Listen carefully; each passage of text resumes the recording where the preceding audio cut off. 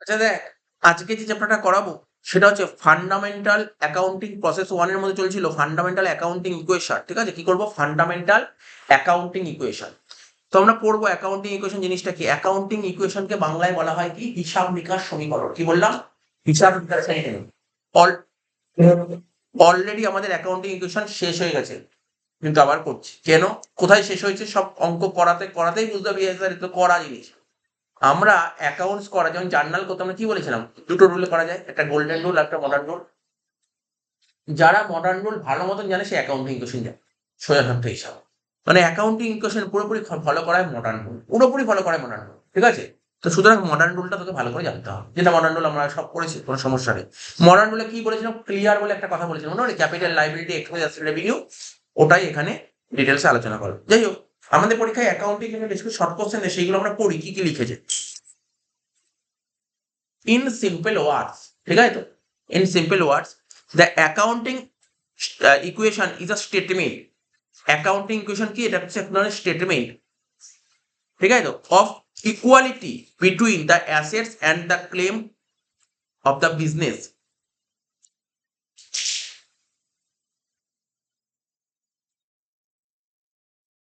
Literally, an accounting equation may be defined an accounting formula expressing equivalent of the two expression of assets and liabilities.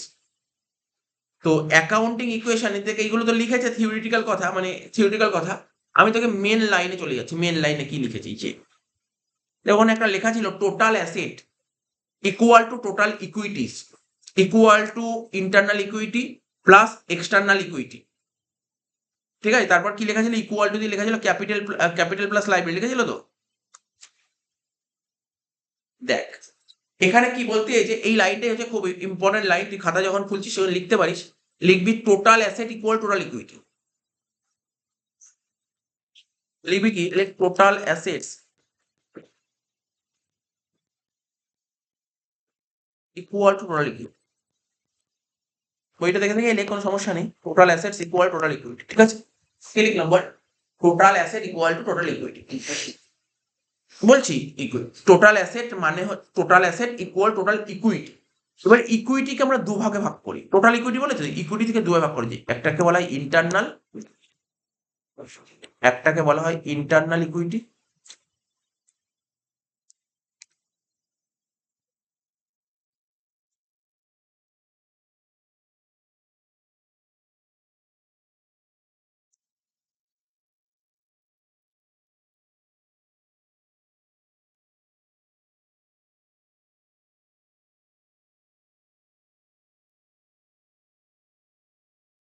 আর একটাকে বলা হয় external equity.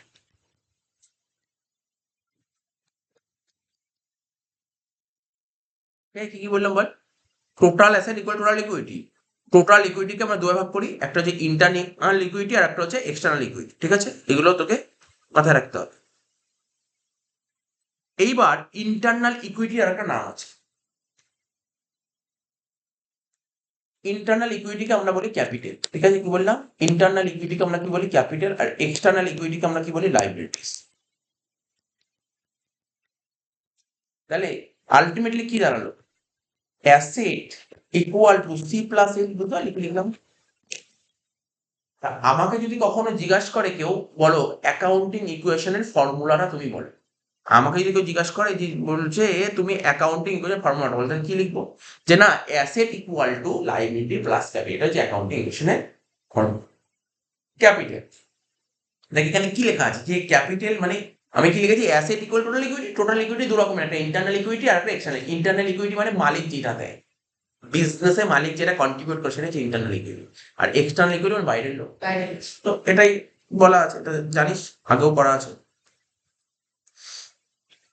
আর এখানে লেখা আছে এ বলতে কি বোঝায়, সি বলতে কি বোঝায়, এল বলতে কি বোঝায়, এগুলো সব জানিস, এগুলো বলার দরকার নেই।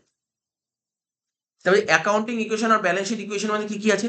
বলছে অ্যাকর্ডিং টু প্রপ্রাইটারি কনসেপ্ট। ঠিক আছে, প্রপ্রাইটারি কনসেপ্ট মানে মালিকানার ধারণ। প্রপ্রাইটারি মানে মালিকানা, মালিকানা ধারণা ওয়াইজ। ঠিক আছে, at every point of time in any business, capital or equity. Capital কি করে বের করতে? সিম্পল জিনিস, দেখ তুই তো নিশ্চয়ই লিখলি এখানে এ ইকুয়াল টু কি লিখলি বল? সি প্লাস এল।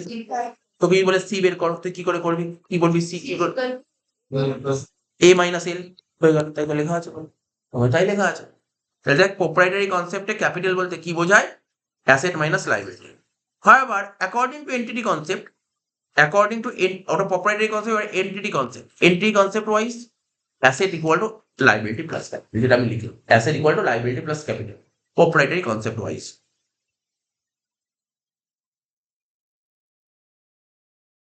ঠিক আছে, তার মধ্যে as a result trading activities there may arise some profit and then this accounting equation will, যদি কিছু প্রফিট হয়, আমাদের ফর্মুলা কি ছিল?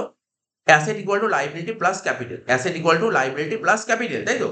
লিখে দিই asset equal to liability plus capital, asset equal liability plus increase capital. Increase capital মানে বুঝে গেছো, ব্যবসা শুরু করার সময় মালিক একটা ক্যাপিটাল নিয়ে এসেছিল, কিছু প্রফিট হলো, ক্যাপিটাল বেড়ে গেল, তাই কি লিখেছি? Capital plus profit. ঠিক আছে, পরের লাইনে কি লেখা আছে? Asset equal to liability plus capital. এর প্রফিট কি করে বের করতে হয়? প্রফিট বের করার নিয়ম হচ্ছে আয় থেকে ব্যয় বাদ দিলে প্রফিট হয়, আয় থেকে ব্যয় বাদ দিলে প্রফিট হয়, লিখে রেভিনিউ মাইনাস এক্সপেন্সেস। এবার বলছে তারপরে কি দিয়ে জাস্ট লাইনটাকে সাজিয়েছে, কোনো ভয় পাওয়ার কিছু নেই।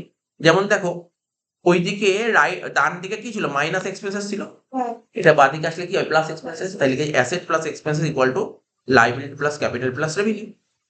ঠিক আছে তো, তাই লিখেছে অ্যাসেট আর এক্সপেন্স, আর ওইদিকে লিখেছে লাইবিলিটি ক্যাপিটাল রেভিনিউ। তো ঠিক আছে, যাই হোক, আমরা যখন অঙ্ক করবো অঙ্কতে বুঝবো। মানে এখানে কি হলো, বেসিক কিছু থিওরিটিক্যাল কনসেপ্ট ছিল, যে এখান থেকে আমাকে যদি বলে অ্যাকাউন্টিং ইকুয়েশন ফর্মুলা কি, আমি ডাইরেক্ট বলবো অ্যাকাউন্টিং ইকুয়েশন বলতে বোঝায় অ্যাসেট ইকুয়াল টু লাইবিলিটি, এটা সাথে কিছু না পড়লেও হবে, এখানে এটাই মেন, এতগুলোর মধ্যে এটাই মেন, কারণ এইটা খুব এমসিকিউটা দেয়। মেন হচ্ছে অঙ্ক, এখানে 3টে অঙ্ক আছে, 3টে অঙ্ক করার চেষ্টা করবো, প্রথমে একটা একটা করে। তো কেমন ভাবে অঙ্ক করতে হবে, দাগ ঠাক কাটবো, তো দেখে দিচ্ছি।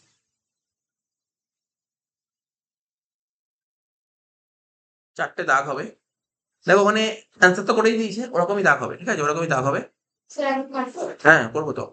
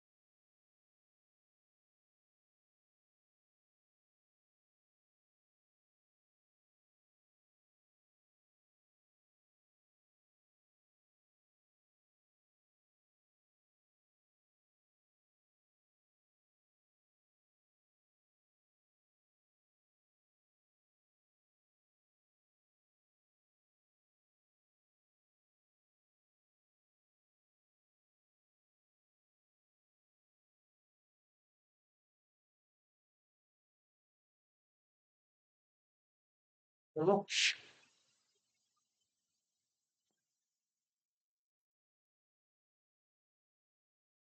তাহলে কি কি লিখলি? প্রথম করে ঘরের নামগুলো লিখে নে। প্রথম ঘরে লিখলি সিরিয়াল নাম্বার, ঠিক আছে তো, তারপরে ঘরে লিখলি ট্রানজাকশন, ঠিক আছে। প্রথম ঘরে লিখবি সিরিয়াল নাম্বার, তারপর ঘরে লিখবি ট্রানজাকশন, ঠিক আছে। তারপরে ঘরে কি লিখলাম? অ্যাসেটস। হ্যাঁ, ওই তো এসএল নাম্বারই লিখতে বলেছি। তারপর ঘরে লিখবি অ্যাসেটস,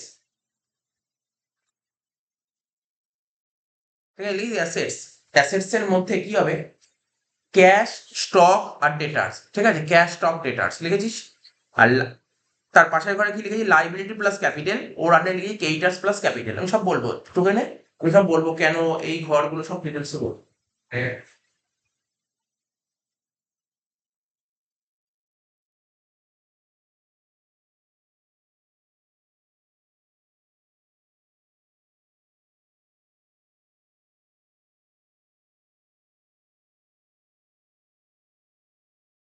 ঠিক আছে, দেখ এবার দেখ বলছি, যখনই আমাকে অ্যাকাউন্টিং ইকুয়েশনের অঙ্ক করতে দেবে, শুনছিস তো মন দিয়ে, যখনই আমাকে অ্যাকাউন্টিং ইকুয়েশন অঙ্ক করতে দেবে, প্রথমে সিরিয়াল নাম্বার একটা কল করে, ঠিক আছে। সিরিয়াল নাম্বার মানে যে কটা আইটেম, তাহলে এই অঙ্কে 3টে আইটেম আছে, 3টে নাম লিখবো, 1 2 3। ট্রানজাকশন, যে ট্রানজাকশনটা বলে দেবে, লাইনটা বলে সেই লাইনটা লিখ। এবার আমি কিছুক্ষণ আগে পড়ালাম অ্যাকাউন্টিং ইকুয়েশনের ফর্মুলা, কি বললাম বল, asset equal to liability plus capital. তাই বাঁ দিকে লিখলাম অ্যাসেট, আর ডান দিকে কি লিখলাম দেখ, লাইবিলিটি প্লাস ক্যাপিটাল। এবার দেখ অ্যাসেট, এখন তুই বলতে পারিস স্যার অ্যাসেট আপনি ক্যাশ, স্টক, ডেটার্স লিখলেন, অ্যাসেট কি 3টেই হবে সব সময়? না, এখানে 3টে হয়ে যেত, পরের অঙ্কে 5টা হলো, তারপরের অঙ্কে 7টা হলো।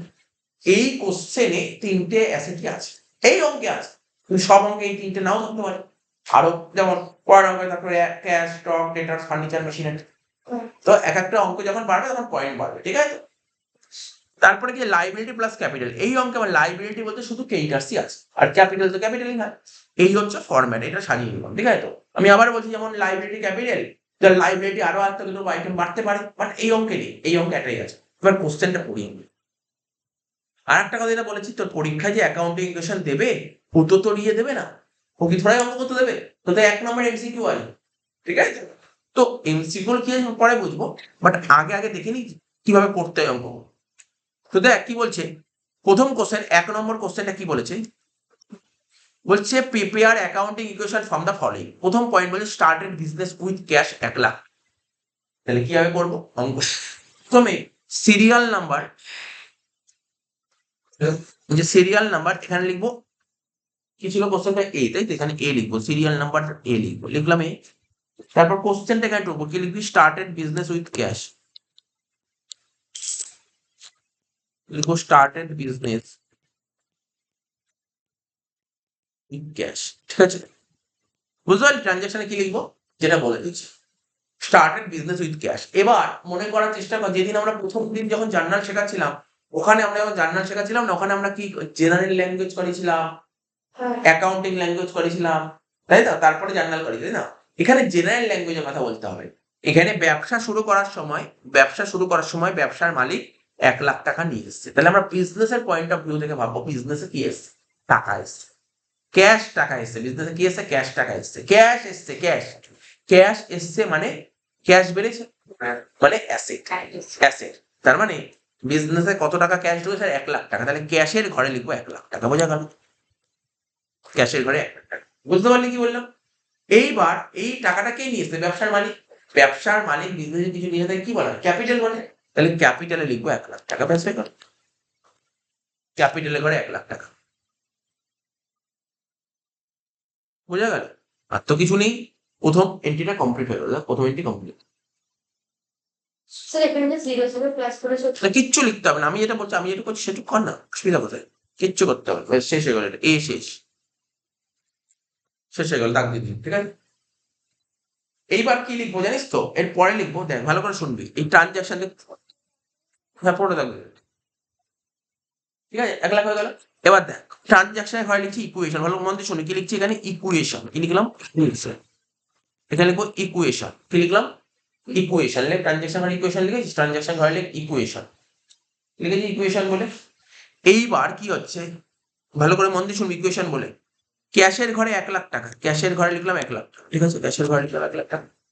আবার এদিকে ক্যাপিটাল ঘরে 1 লাখ টাকা, বুঝতে পারলি তো, মানে কিছুই করলাম না, আর এটা ব্যালেন্সিং টানলাম, যা ছিল ওটাই লিখলাম, এখানে যা ছিল, এবার এখান থেকে স্টার্ট করবো। আমাদের প্রথম এন্ট্রিটা হলো, প্রথম এন্ট্রিটা কমপ্লিট করার পর দাগ কেটে দিলাম, সেকেন্ড এন্ট্রি তো আরম্ভ করবো, সেকেন্ড এন্ট্রি আরম্ভ করার আগে দেখে নেবো আমার ক্যাশে কি আছে, ক্যাশে 1 লাখ আছে, আর ক্যাপিটালে কি আছে 1 লাখ, আর কোথাও কিছু নেই, বুঝতে পারলি তো, এইভাবে কন্টিনিউ করতে হবে।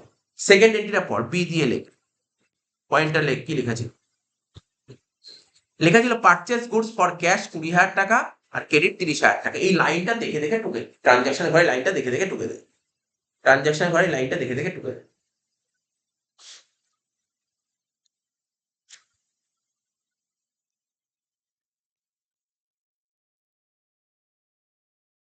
কি লিখবো, purchase goods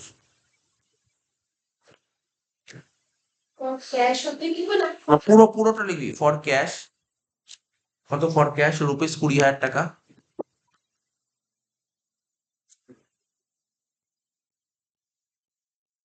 and on credit rupees 30,000 টাকা। ঠিক আছে, হয়ে গেল।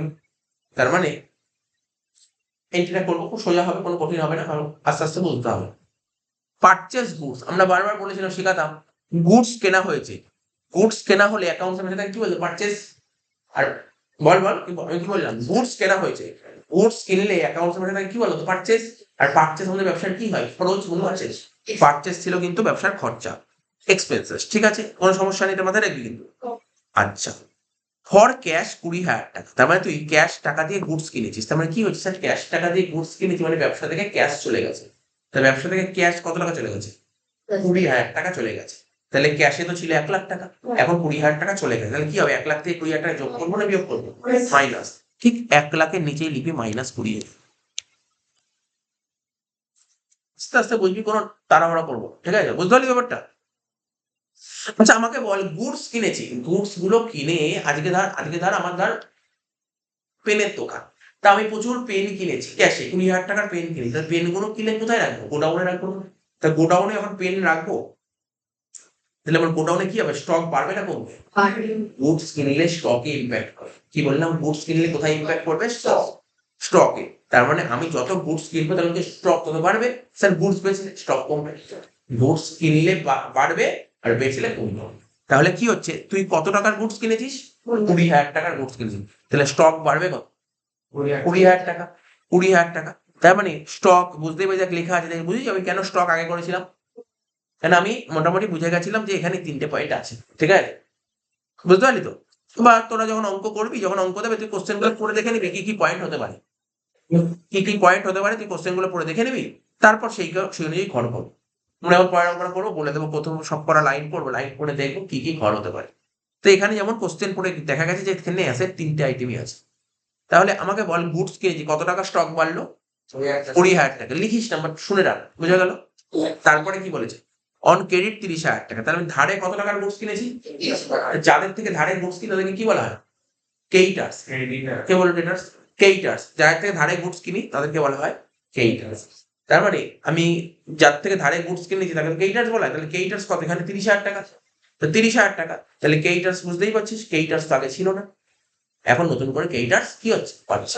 তাহলে কেইটার্স এর ঘরে 30,000 টাকা হবে, বুঝতে পারলি, কেইটার্স এর ঘরে 30,000 টাকা লিখলে, কেইটার্স এর ঘরে 30,000 টাকা লিখেছিস।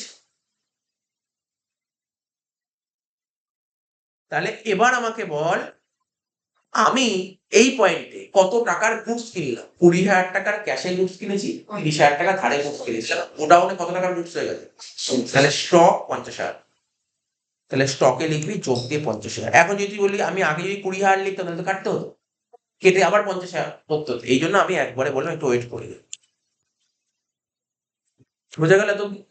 একটা জিনিস খেয়াল কর, প্রথম এন্ট্রিটাই খেয়াল করি, একটা জিনিস খেয়াল করবি, এর পয়েন্টটা, বক্সটা দেখ, বক্সের দিকে দেখা, এর দেখ অ্যাসেটে 1,00,000 আবার লাইবিলিটি প্লাস ক্যাপিটাল 1,00,000, দুদিকে সমান হচ্ছে তো, সমান হতে হবে। তারপর একটা দেখ কি হচ্ছে, দেখ অ্যাসেটে দেখ 50 মাইনাস 20 সেটা 30,000 টাকা, এইদিকেও 30,000 টাকা, সমান হতে হবে, যতক্ষণ না হবে যেমন ভুল হচ্ছে কিছু, সমান হতে হবে, তো ঠিক আছে তো, হয়ে গেল, দাগ দিয়ে দে এটা,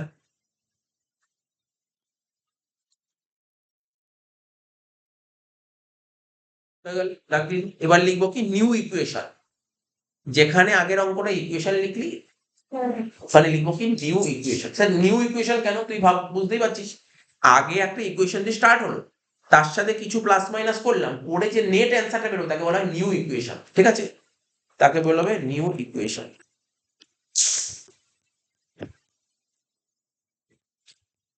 তাকে বলা হবে নিউ ইকুয়েশন। করেছিস? সবাই নিউ ইকুয়েশনের দিকে তাকাবে, ঠিক আছে? তো দেখ, বলবো নিউ ইকুয়েশনটা, দেখ সেকেন্ড ঘরটার দিকে তাকা, বির ঘরের দিকে তাকা, বির ঘরে দেখ কত ছিল, এখানে 1 লাখ টাকা ছিল, আর এখানে -20 ছিল, 1 লাখ থেকে 20 বাদ দিলে কি হবে? এখানে লিখবো 80,000, ঠিক আছে?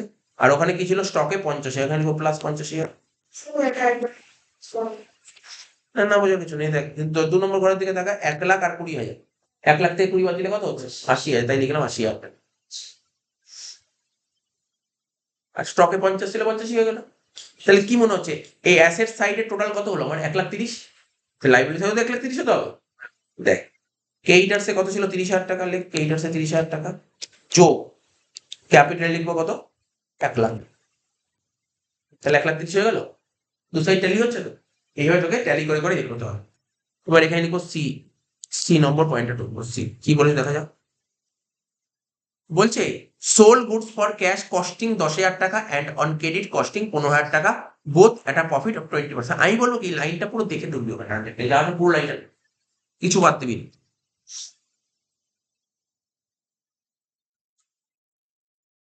Soul goods for cash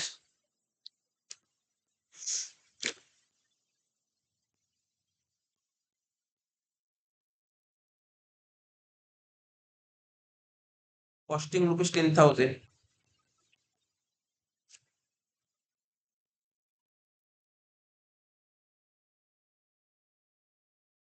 and on credit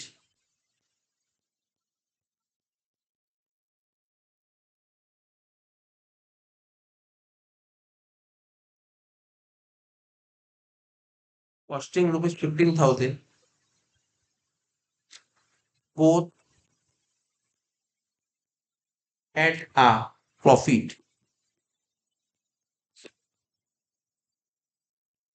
of 20%, ঠিক আছে? টোকা কমপ্লিট হলো। খুব সুন্দরভাবে বুঝতে হবে কিন্তু এখানে, এই পয়েন্টটা বুঝতে হবে। তার মানে কি বলেছে? আস্তে আস্তে কোনো তাড়াহুড়া করবো না, হ্যাঁ? এই জায়গাটা ভালো বুঝতে হবে, এই জায়গাটা বোঝার আছে পয়েন্টটা। এখন এই কোনো কঠিন, এখন মধ্যে কঠিন লেগেছে তো কঠিনও লাগবে, কিছু নেই এই টপিকে। Sold goods for cash costing rupees 10,000, মানে গুডস বিক্রি করেছি, ক্যাশে 10,000 টাকা। তা আমি যদি একটু ভাবি, আমি একটু নিচে লিখছি তোকে তো বোঝাচ্ছি, আমরা গুডস বিক্রি করেছি কত টাকা দিয়ে? কি বলেছে? বল কোশ্চেন কর, বল 10,000 টাকা দিয়ে গুডস বিক্রি ক্যাশে, সেটা ভুল বলে দিবি, 10,000 টাকা দিয়ে গুডস বিক্রি করি। আবার পর বলেছে কি? Sold goods for cash costing rupees 10,000, 10,000 টাকার গুডস বিক্রি, 10,000 টাকায় বেশি নি, 10,000, আমি যে গুডসটা বিক্রি করছি তার ক্রয় মূল্য ছিল 10,000 টাকা। তা আমরা কি ক্রয় মূল্য মানে কস্ট প্রাইসে গুডস বিক্রি করি না, আমাদের বিক্রয় মূল্য মানে সেল প্রাইসে গুডস বিক্রি করি। তার মানে 10,000 টাকার গুডস বিক্রি করেছি 20% প্রফিট রেখে। তাহলে কি হতে পারে এখানে? এখানে দেখাচ্ছি একটু নিচে, তোরা ওটা করতে 2-3 লাইন ছেড়ে নিচে কর, 2-3 লাইন ছেড়ে নিচে একটা মানে রাফটা করে নে, তাহলে বুঝতে পারবি। এখানে লিখছি দেখ ক্যাশ সেলস, কি লিখলাম দেখ? Cash sales. তাহলে স্যার ক্যাশ সেল কেন লিখলেন? আমি গুডস বিক্রি করেছি, ক্যাশেও বিক্রি করেছি, আবার ধারেও বিক্রি, আমি বের করে দেখি ক্যাশ সেল কত বেরোচ্ছে। তাহলে ক্যাশ সেল কত বেরোচ্ছে? ধর তুই যে গুডসটা কিনেছিলি 10,000 টাকা দিয়ে, এটা 20% প্রফিট রেখে বেচেছিস। তাহলে তুই একটা গুডস 10,000 টাকা দিয়ে কিনেছিলি, 20% প্রফিট রাখবি, তাহলে কত হচ্ছে? 10,000 20% কিলো কত? 2,000 টাকা। তাহলে এখানে লিখবো, যোগ দিয়ে লিখবো 10,000 ইন্টু 20%, ঠিক আছে? তাহলে কত হচ্ছে? টোটাল 12,000 টাকা। বুঝতে পারলি তো? আরে কারো যদি বুঝতে অসুবিধা হয় মনে কর না, আমি তোকে একটা সিম্পল একটা উদাহরণ বলছি। ধর তুই একটা পেন কিনেছিস 5 টাকা দিয়ে, তুই পেনটাকে বেচবি, তো 5 টাকা দিয়ে কিনেছিস, মনে কর 1 টাকা প্রফিট করবো, তাহলে বেচবি কত টাকা দিয়ে? 6 টাকা দিয়ে। তাই হলো, তুই কিনেছিস কোনো একটা জিনিসকে 10,000 টাকা দিয়ে, তুই বলছিস 20% প্রফিট করবো, তা 10,000 টাকা দিয়ে কিনলে তার উপর প্রফিট করবি 20%, 10,000 20% করলে কত হয়? ক্যালকুলেটর করবি, 10,000 20% করলে 2,000 টাকা হয়। তা 10,000 টাকা দিয়ে কিনেছিস, 2,000 টাকা লাভ করলি, তাহলে বিক্রি করলি কত টাকা? 12,000 টাকা। তো সিম্পল জিনিস, ক্যাশ সেল হলো 12,000 টাকা। বোঝা গেল কি বললাম? একই রকম ভাবে লিখবো আমরা ক্রেডিট সেল, একই রকম ভাবে লিখবো কত? কি লিখবো? ক্রেডিট সেলস, নিচে লিখবো ক্রেডিট সেলস। তো বল কোশ্চেনে ধারে বিক্রি করেছিলাম কত টাকা দিয়ে? 15,000 টাকা, মানে 15,000 টাকা কস্ট। আমি যে গুডসটা কাউকে, ধর কোনো একজন লোককে ধারে গুডস বিক্রি করছি, সেটা কিনেছিলাম কত দিয়ে? কিনে 15,000 টাকা দিয়ে কিনেছিলাম, ওখানেও তো প্রফিট করবো, 20% প্রফিট। তাহলে কর 15,000 20% করবো, তাহলে এটা করে 18,000 টাকা হলো। তুই বুঝতে পেরেছিস তো? প্রত্যেকে বুঝেছিস? সুন্দরভাবে হলো। করে ফেল, ওটা করে দেখা।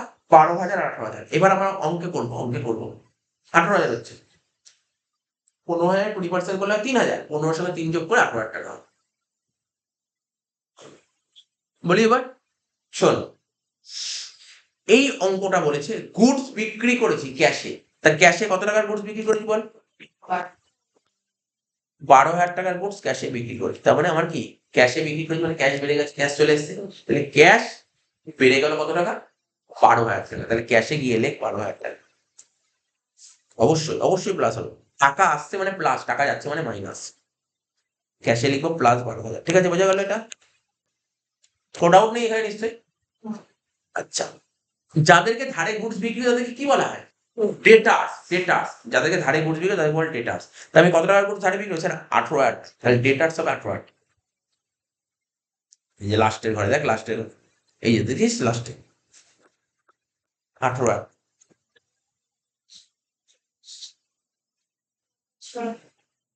শেষ হয়ে গেছে লাস্ট।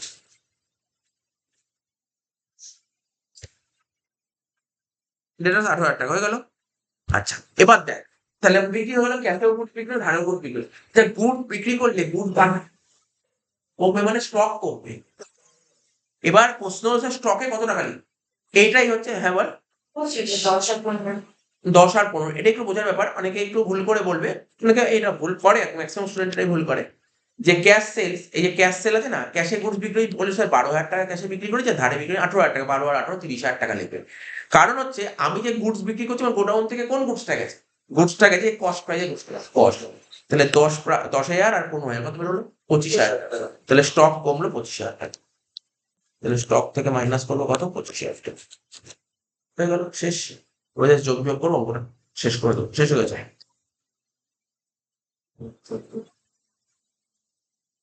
আচ্ছা, এবার দেখ, এতদিন ক্লিয়ার হলো? এতদিন বুঝেছিস তো? এইবার দেখ, এখন প্রশ্ন উঠতে পারে, তুই দেখ প্রশ্ন তো উঠতেই পারে, না হওয়ার কিছু নেই। তুই 25,000 টাকা দিয়ে গুডস কিনেছিলি, 25,000, আর বিক্রি করলি কত টাকা দিয়ে? 30,000 টাকা দিয়ে। তাহলে 25,000 টাকায় কিনে 30,000 টাকায় বেচে, তাহলে কি করলি? 5,000 টাকা কি হয়েছে? লাভ হয়েছে। লাভ, লাভ হয়েছে। লাভ চলে যাবে ক্যাপিটালে। লাভ চলে যাবে কোথায়? ক্যাপিটালে। লাভ চলে যাবে কোথায়? ক্যাপিটালে। বড় হয়েছে, লাভ চলে যাবে কোথায়? ক্যাপিটাল। এই যে 5,000 টাকা অতিরিক্ত লাভ হলো, 5,000 টাকা তুই ক্যাপিটালের ঘরে লিখবি, লাস্টের ঘরে। এই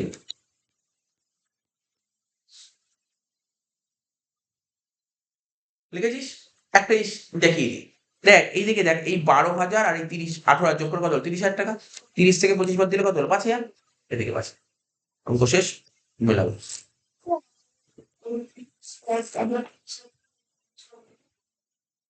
হ্যাঁ, উপরে যে আগের ইকুয়েশন হচ্ছে 30,000 প্লাস 1,00,000। হ্যাঁ, ওটা যোগ করছি তো, এখন যোগ করছিল। এই দেখ, এবার এখানে কি যোগ করবো? এই 80,000 আর এই 12,000 যোগ করে কত হলো? 92,000 টাকা। 50 থেকে 25 বাদ দিলে কত হলো? 25,000 টাকা। আর এখানে 18,000 টাকা। ঠিক আছে, যেমন ছিল দেখে দেখে বসিয়ে দেবে। আর এখানে কত হচ্ছে? 30,000। আর এখানে হচ্ছে 1,05,000। শেষ হয়ে যেটা শেষ করেন তো কমপ্লিট। 30,000 আর 1,05,000, ঠিক আছে? হ্যাঁ, কেন?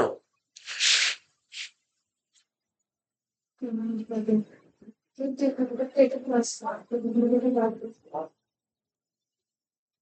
92,000 যোগ 25,000 যোগ 18,000 কত হচ্ছে? এদিকে এদিকে যোগ করা হচ্ছে 1,35,000। এদিকে যোগ করা হচ্ছে 1,35,000, আর এইদিকে যোগ করলে 1,35,000। কিন্তু সেম ট্যালি হয়ে গেছে। এখানে জাস্ট এই ঘরে লিখতে হবে ফাইনাল ইকুয়েশন।